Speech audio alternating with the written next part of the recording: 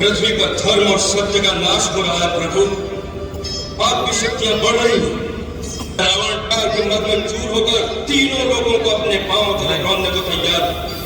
देव दानव मनुष्य कोई उसका सामना करने की हिम्मत नहीं करता, क्योंकि स्वयं ब्रह्मा और महादेव ने उसे वरदान दिया है कि देव दानव नाग किन्नर गंधर्व किसी के हाथों से वो मारा नहीं जाएगा।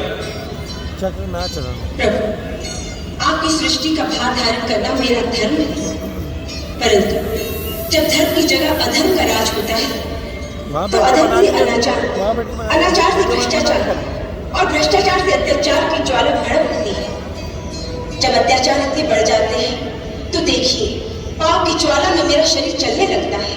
प्रभु मेरी रक्षा कीजिए। जब ऐसी अवस्था आ जाए तो सत्य की रक्षा के लिए किसी महान शक्ति का अवतार लेना आवश्यक हो जाता है। सच्चिदानंद देवाधिदेव प्रणाम। हे सर्वेश्वर, आपने जो कर्म का विधान बनाया है उसके अनुसार जो भी श्रम करेगा, परिश्रम करेगा, तपस्या करेगा, उसे शक्ति अवश्य प्राप्त होगी। उसी विधान को निभाना आपका कर्तव्य है प्रभु। त्रिपुरारी, पापी के पाप में ही उसके नाश का बीज छुपा रहता है। जो रावण यह समझता है कि उससे बढ़कर कोई शक्ति नहीं रही, उसका नाश भी उसी अहंकार में छुपा हुआ है। उस अहंकार के कारण उसने वरदान मांगते समय मनुष्य और मानव के हाथों न मरने का वरदान नहीं मांगा था। जिस मानव को वह कीड़े मकोड़ों की तरह तुच्छ समझता है, उसी सामान्य मानव के रूप में मैं अवतार लेकर उसका मान भंग करूंगा। हम अपनी कलाओं सहित अयोध्या नरेश दशरथ के घर में जन्म लेंगे और असुरों के अत्याचारों से पृथ्वी की रक्षा करेंगे, ताकि धरती पर जहां भी लोग सत्य और धर्म का साथ दें, वहां उन्हें एक ही विश्वास होगी, अंत में सच्चाई की जय होगी। और इस सृष्टि में एक ही जय घोष गूंजेगा, सत्यमेव जयते, सत्यमेव जयते, सत्यमेव जयते, सत्यमेव जयते, सत्यमेव जयते, सत्यमेव जयते।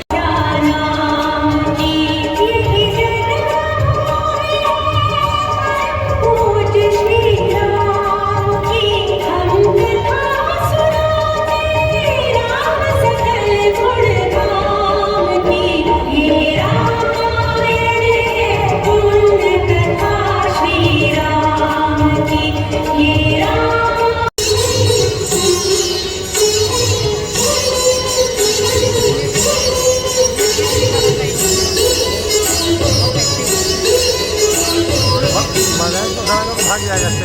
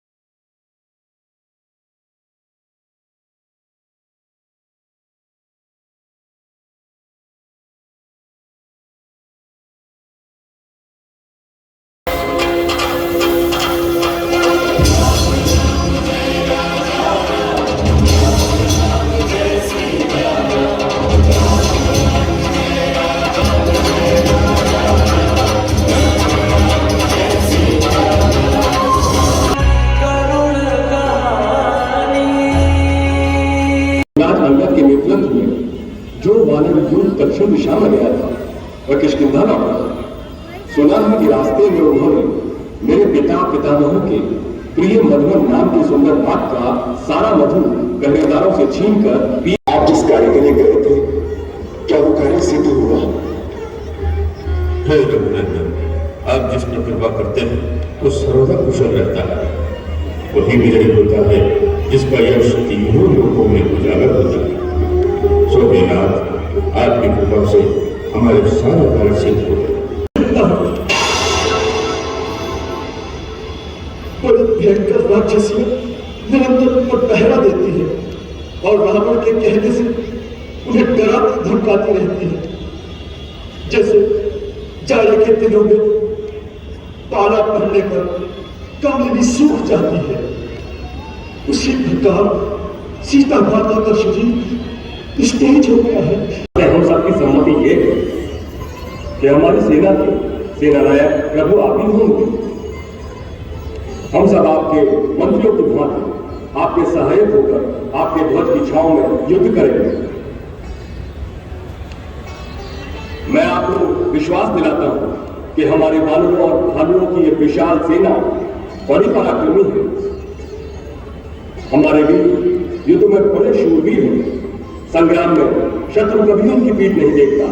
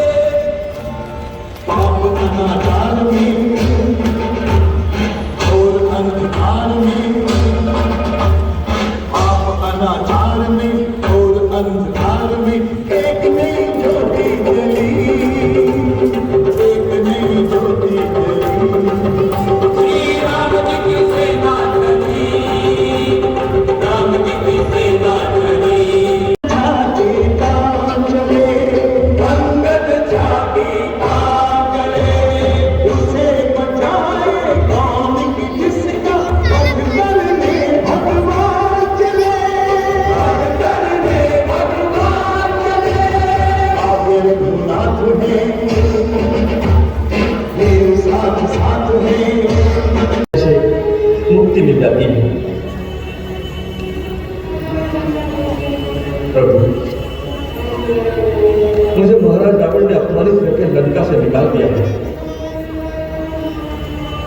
मैंने उन्हें अधर्म और अनीति से बचाने के लिए इस बात पर जोर दिया था कि देवी सीता को पूजा का कोई मोल नहीं होगा।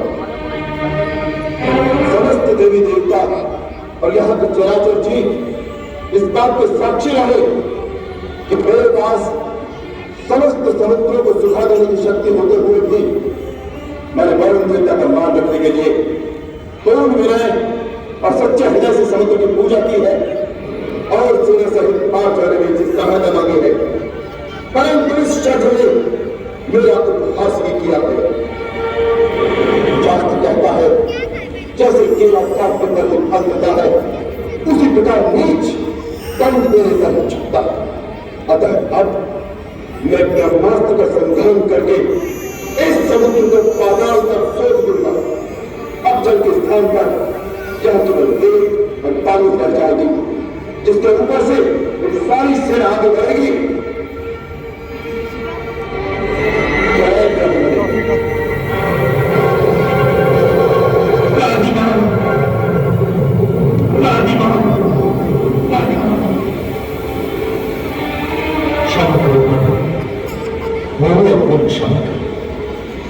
आपकी पूजा और विनय के उत्तर में मैंने अपना स्थान छोड़कर आपको मान नहीं किया। इसमें अवश्य मेरा दोष, परंतु ये दोष तो जाते हैं।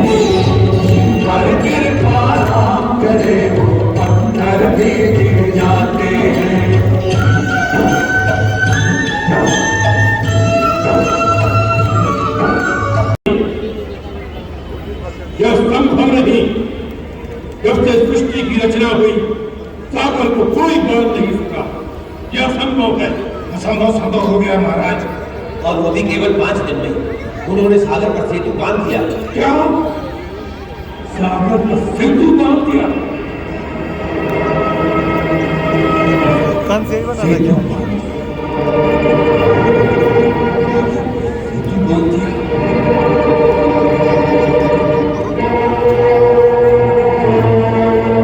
और क्या संदेश लेकर आए हो? महाराज, सब देशों के राज दरबारों का विधान है कि दूसरे राज्य से आए हुए राजदूत का आदर करके पहले उसे आसन दिया जाए, फिर सम्मान सहित उसका आतिथ्य करके उससे उसके आने का कारण पूछा जाए। मूर्ख, इतना भी नहीं जानते कि राजदूत उसे कहते हैं जिसे किसी राजा ने भेजा। जंगल से आए हुए किसी भिखारी के भेजे हुए बाबर को राजदूत नहीं कहते। आप राजा की बात करते हैं लंकेश्वर? मैं जिनका दूत हूं वो तो राजाओं पे भी राजा है, राजेश्वर है। वो केवल इस भूमि खंड के ही नहीं वरन तीनों लोगों के स्वामी हैं। देवताओं, वेदों और विधि के भी वही नायक है। मैं उन्हीं लोकेश्वर का, श्री राम का राजदूत हूं। वह हरि है, हर है या ब्रह्मा है? कौन है वो? तुम इतने बड़े बड़े वार्तालाप जिसके लिए सुना रहे हो, उस तुम्हारे राम की वास्तविकता केवल इतनी ही है कि वो एक भटकता हुआ बदमाशी जिसे अपने राज्य से भी निकाल दिया गया है। बताओ, उस भिखारी ने क्या संदेश देकर भेजा है तुम्हें? महाराज रावण, आपने मेरे स्वामी राज राजेश्वर श्री राम का अपमान किया है, इसलिए मुझे नियमानुसार इस सभा से चला जाना चाहिए। राजदूत का सम्मान उसके राजा का सम्मान होता है, इसलिए राजदूत का प्रथम कर्तव्य है कि वो अपने सम्मान की रक्षा करे, क्योंकि मेरे अपमान का अर्थ होगा मेरे स्वामी राज राजेश्वर श्री राम का अपमान। इसलिए मेरे लिए अब दो ही रास्ते हैं।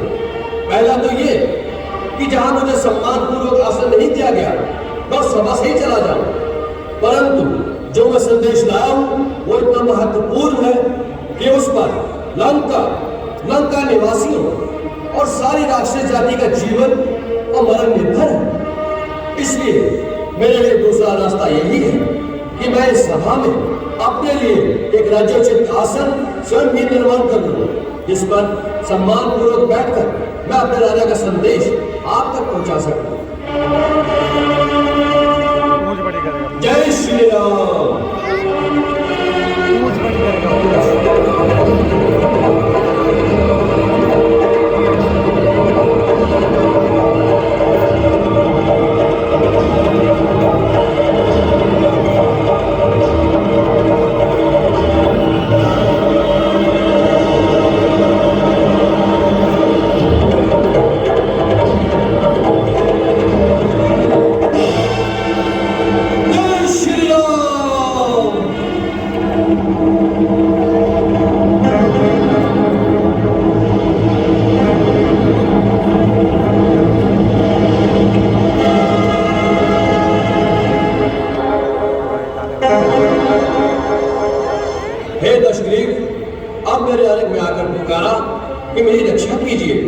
प्रभु मेरी रक्षा कीजिए।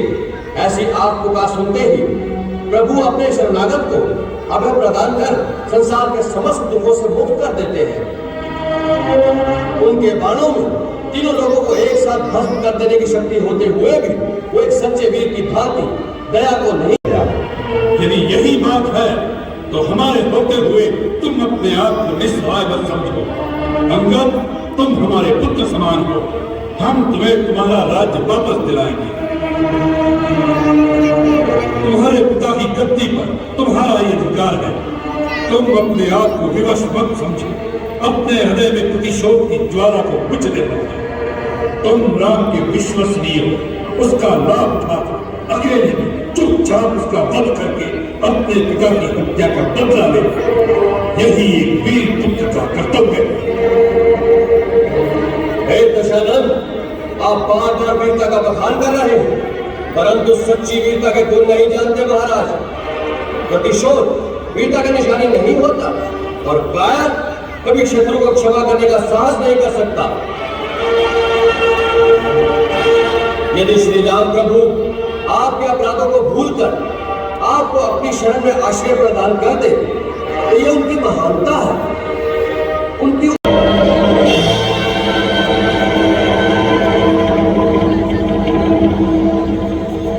हे लंकेश, यदि आपको अपनी योद्धा पर बड़ा मान, तो मैं श्री राम की ओर से आपके समस्त योद्धाओं को चुनौती देता हूँ। मैं अपना पैर आपके इस दरबार में जमा देता हूँ।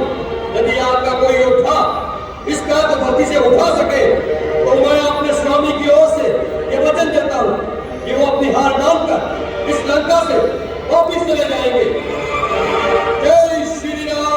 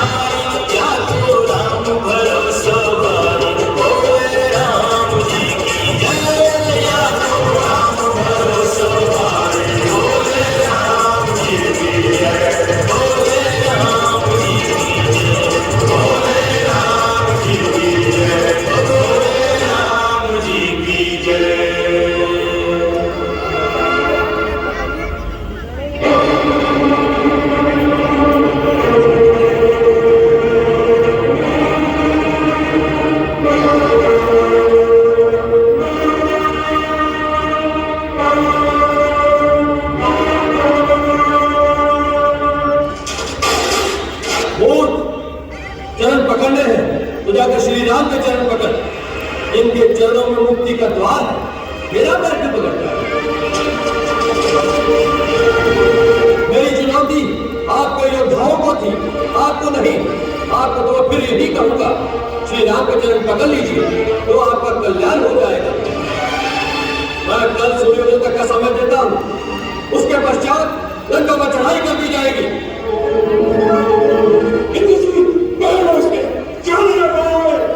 जय श्री राम।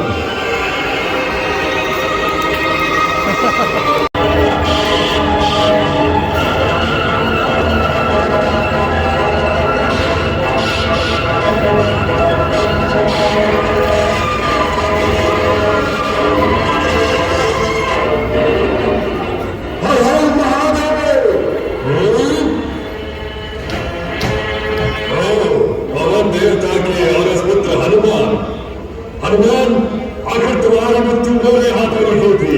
नहीं, भूल हुई है तुमसे सेनानायक दुर्मुख। मेरी मृत्यु तुम्हारे हाथ से नहीं, बल्कि तुम्हारे हाथ में आज मृत्यु लिखी है।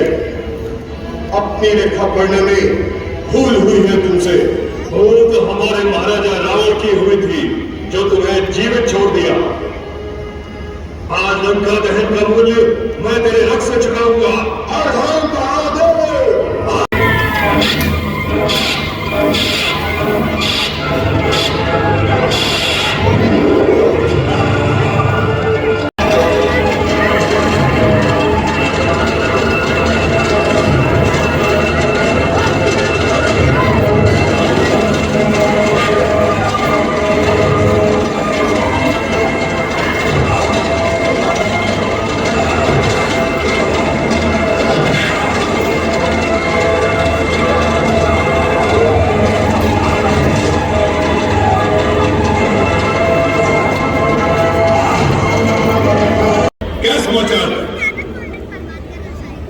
महाराज, राजकुमार प्रहस्त।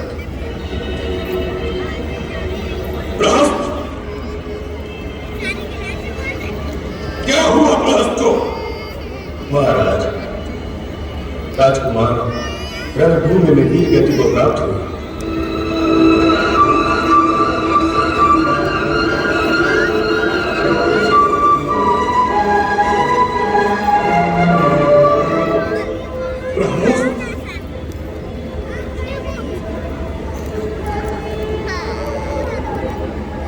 शत्रु साधारण योद्धा नहीं है, हमारे मार्चों का बस का नहीं है। वही सरकार हमारे भारतीयों का एक एक दो करके अंत करता रहेगा, तो हमारी सेना का मनोबल दिन प्रतिदिन क्षीण होता जाएगा और उसका यश और मनोबल उसी प्रकार उठेगा जिस प्रकार यज्ञ में घृत की आहुति पड़ने से अग्नि की ज्वाला उठती है। इससे पहले कि वह ज्वाला उसकी यज्ञशाला से फैलकर हमारे सारे देश को भस्म कर दे, हम आज ही उसकी यज्ञशाला को विध्वंस कर देंगे। नायक विरूपाक्ष, जाओ कुंभकर्ण की शयन निद्रा में जाओ, उसे जगाओ और उसे लंकेश्वर का संदेश सुनाओ। आज लंका को कुंभकर्ण की आवश्यकता आन पड़ी है। जाओ। तो आज्ञा महाराज।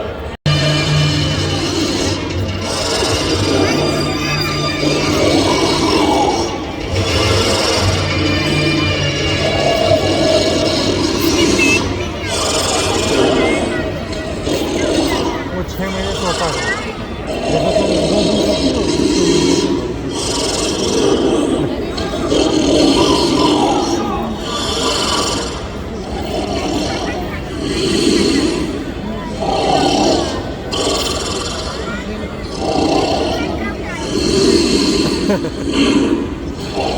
बाजे कान के पास बजाओ।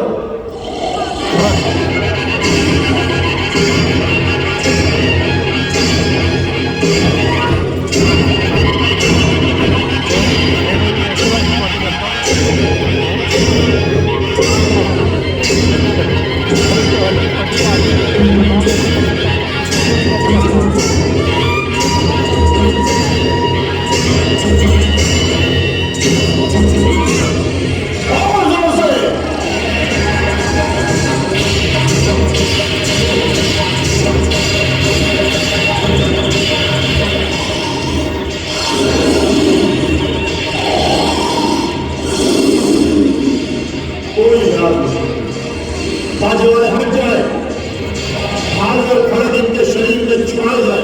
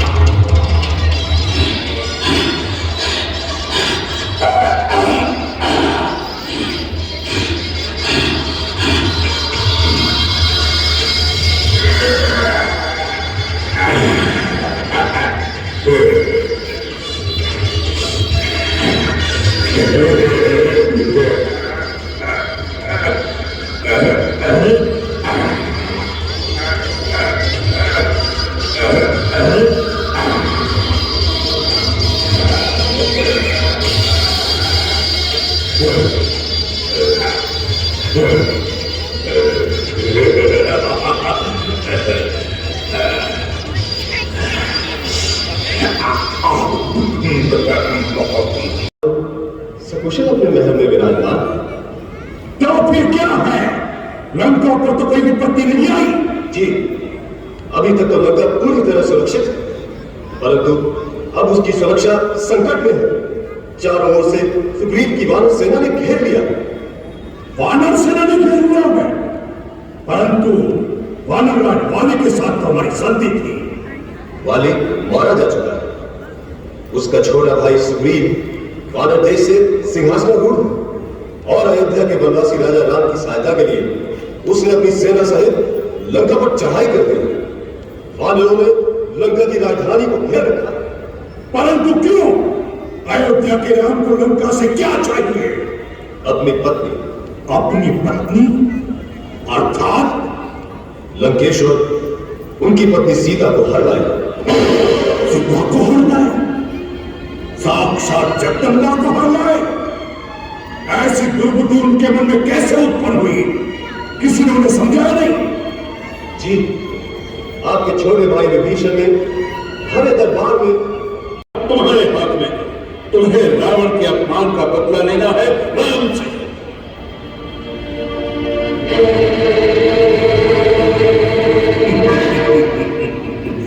तीनों लोकों का विजेता रावण, जिसके आगे शस्त्रहीन, श्रीहीन और मानहीन होकर रह गया, उस पर भी आपने इस बात पर ध्यान नहीं दिया कि वास्तव में श्री राम कौन है।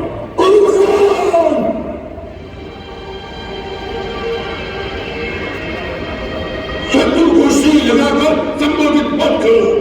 महाराज, आंखें बंद कर लेने से सूर्य का प्रकाश लोप नहीं हो जाता।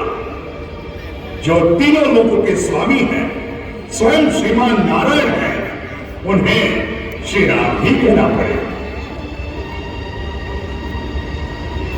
भैया, शायद आप ये भूल गए हैं कि श्री राम से कई पीढ़ियां पहले इक्ष्वाकु वंश के एक राजा ने आपको श्राप दिया था कि जब स्वयं श्रीमान नारायण हमारे कुल में अवतार लेंगे, तब वह उसी न रूप में आपका विनाश करेंगे।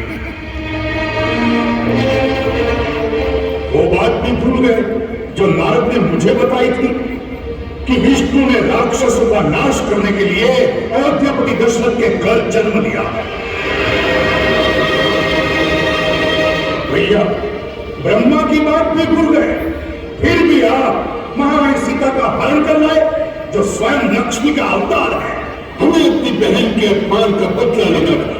हमारे भाई के वध का प्रतिशोध क्या हमारा कर्तव्य नहीं था? तो उस कार्य को वीरों की भांति करते, चोरों की शरण में चल जाइएगा, जिससे हमारा कुल समूल नष्ट होने से बच जाए और आपका राज अखंडित हो जाए।